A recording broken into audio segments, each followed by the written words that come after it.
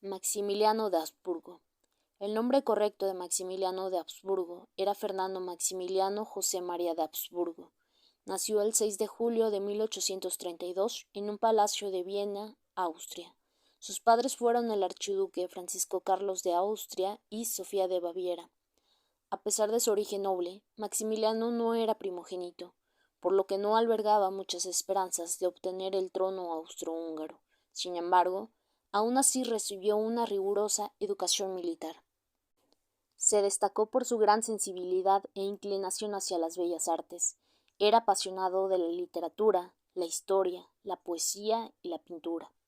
En 1848, cuando Maximiliano tenía aproximadamente 16 años, comenzaron una serie de revoluciones en Europa. Los disturbios hicieron que el emperador Fernando I, tío de Maximiliano, abdicara a favor de su hermano, por lo que éste asumió el nombre de Francisco José I. En 1854 fue nombrado comandante de la Marina de Guerra Imperial y Real de Austria-Hungría. Pasó el tiempo, y gracias a intereses políticos, el rey belga Leopoldo I aceptó que su única hija, Carlota Amalia de Bélgica, se casara con Maximiliano de Habsburgo. A pesar de la unión, el padre de Carlota deseaba que Maximiliano obtuviese un cargo digno del título de Carlota. Por lo mismo, presionó al hermano del futuro emperador para que le otorgara un nuevo nombramiento. Finalmente, Maximiliano recibió el cargo de virrey del reino de Lombardo. Aun así, para el padre de Carlota no era suficiente. En 1859, después de que Austria perdiera el dominio de Lombardo, Maximiliano perdió su cargo. Pese a las críticas y habladurías, el joven noble decidió dedicarse al cultivo de actividades humanísticas. Ahora vamos a contextualizar el escenario en México. A lo largo de los gobiernos de Juan Álvarez en 1855, Ignacio Comonfort en 1855 a 1858 y Benito Juárez desde 1958, se habían expedido las leyes de reforma. A través de ellas se suprimieron los fueros de la Iglesia y del Ejército, se decretó la libertad de imprenta, se desamortizaron los bienes eclesiásticos y de las corporaciones civiles, se prohibieron las subvenciones parroquiales, se decretó la libertad de cultos, se creó el registro civil y se arrebató a la Iglesia el control monopólico de los matrimonios y defunciones. Dichas leyes polarizaron la sociedad mexicana.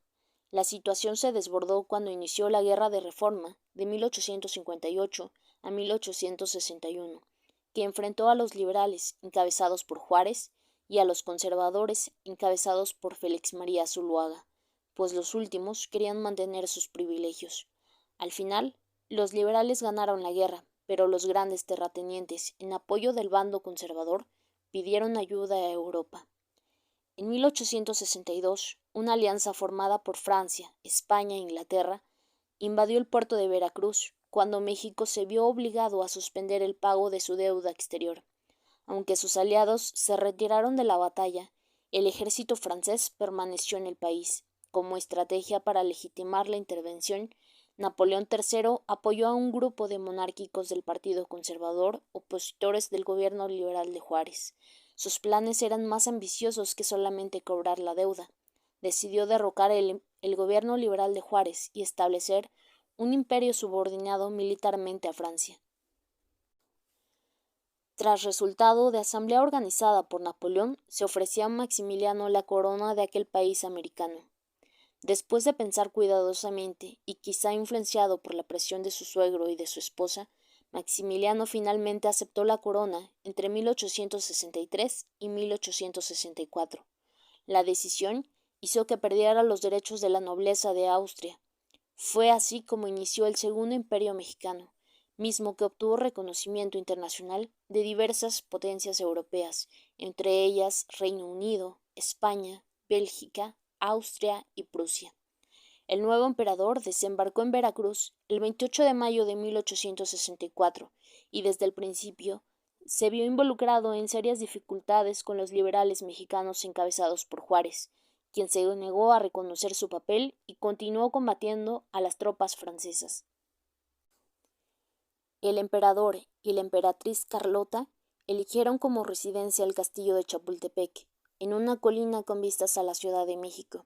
Maximiliano también construyó una amplia carretera desde Chapultepec hasta el centro de la ciudad, originalmente llamado Camino de la Emperatriz, y ahora se le conoce como el Paseo de la Reforma o Avenida de la Reforma. De esta manera, el ya emperador de México recibió el apoyo de la élite católica y conservadora, mientras que el sector popular y liberal estaba al lado de Juárez. Sin embargo, contrario a los intereses de los conservadores, Maximiliano adoptó muchas de las políticas liberales propuestas por Juárez, como la reforma agraria, la libertad de religión y la extensión del derecho de voto a las clases campesinas. Uno de sus primeros actos como emperador fue el restringir las horas de trabajo y abolir el trabajo de los menores. Canceló todas las deudas de los campesinos que excedían los 10 pesos y restauró la propiedad común. También rompió con el monopolio de las tiendas de raya y decretó que la fuerza obrera no podía ser comprada o vendida por el precio de su decreto.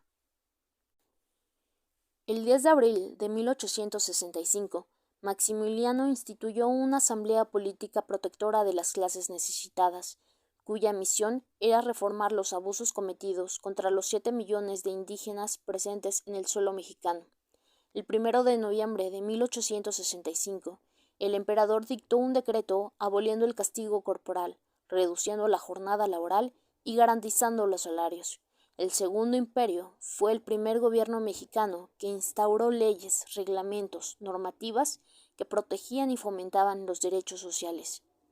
Al aplicar una política encaminada a propósitos liberales, afectó a los intereses de grupos conservadores, pues con los decretos sobre nacionalización de bienes eclesiásticos y libertad de cultos, ratificó las leyes de reforma juarista.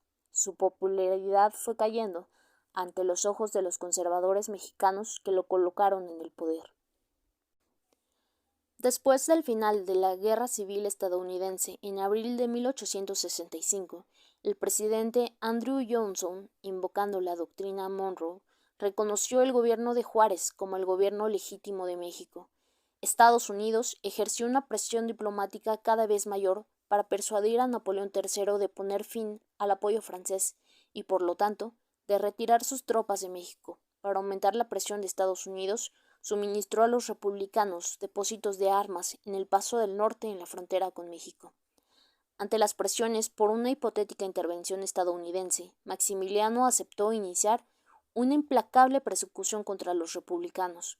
El 3 de octubre de 1865 se publicó el llamado Decreto Negro, que si bien estipulaba amnistía a los disidentes de la causa juarista, declaraba en su primer artículo: todas las personas pertenecientes a bandas armadas o asambleas que existan sin autorización legal, proclamen o no un pretexto político, serán juzgadas militarmente por consejo de guerra. Si son declaradas culpables, aunque sea solo por el mero hecho de pertenecer a una banda armada, serán condenadas a muerte y la sentencia se ejecutará dentro de las 24 horas siguientes. Conforme al decreto, cientos de opositores fueron ejecutados.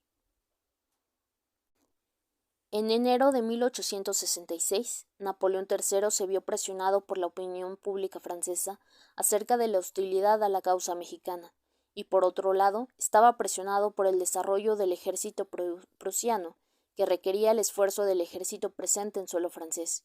Fue entonces que decidió romper sus promesas con Maximiliano y fue retirando gradualmente las tropas de México desde septiembre de 1866. Además, se vio obligado por la posición oficial de Estados Unidos, que le envió un ultimátum ordenando la retirada de las tropas francesas de México. Tiempo después, en México estalló una guerra civil en contra del imperio impuesto. Casi de inmediato, Carlota salió del país con el fin de pedir ayuda en Francia y Roma. No obstante, su objetivo se vio interrumpido por un ataque de locura. Debido a esto, fue recluida en Bélgica. El 13 de febrero de 1867, Maximiliano salió de la Ciudad de México para dirigirse a una ciudad favorable para el imperio, Querétaro. Llegó el 19 de febrero de 1867, donde fue aclamado con cálidas ovaciones y con un ejército de casi totalidad de mexicanos que le eran fieles a la causa imperial. Advertido de la presencia del enemigo con la toma de la ciudad, Maximiliano se negó a esconderse, abandonó fácil y voluntariamente el convento de la Cruz, donde se alojaba, puesto que prefería ser aprehendido fuera. El 13 de junio de 1867, Maximiliano y sus generales Miramón y Mejía debían comparecer ante un consejo de guerra especial celebrado en el Teatro Iturbide. En un intento de proteger a su hermano, Francisco José I, lo reintegró por completo en sus derechos como archiduque de la Casa de Habsburgo. Otros monarcas europeos, la reina Victoria, el rey Leopoldo II e Isabel II de España, enviaron cartas y telegramas donde rogaban a Juárez por la vida de Maximiliano. Otros personajes destacados de la época, como Charles Dickens, Victor Hugo o Giuseppe Garibaldi, también lo hicieron. Cuando se concluyó el veredicto y los alegatos finales de los abogados defensores se encontraba presente el barón Anto van Magnus y un grupo de mujeres oriundas de San Luis Potosí le rogaron hincados que le perdonara la vida.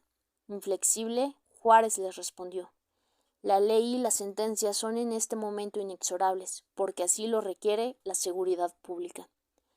Juárez se negó a conmutar la pena, sosteniendo que era necesario enviar una señal de que México nunca toleraría gobiernos impuestos por potencias extranjeras. Finalmente, el Segundo Imperio Mexicano cayó en 1867. Maximiliano quedó abandonado a su suerte y fue condenado a muerte. Dicha sentencia se ejecutó el 19 de junio de 1867 en el Cerro de las Campanas. Antes del momento exacto de ser fusilado, Maximiliano con voz clara exclamó: «Voy a morir por una causa justa, la de la independencia y libertad de México. Que mi sangre selle las desgracias de mi nueva patria. ¡Viva México! ¡Viva la independencia!».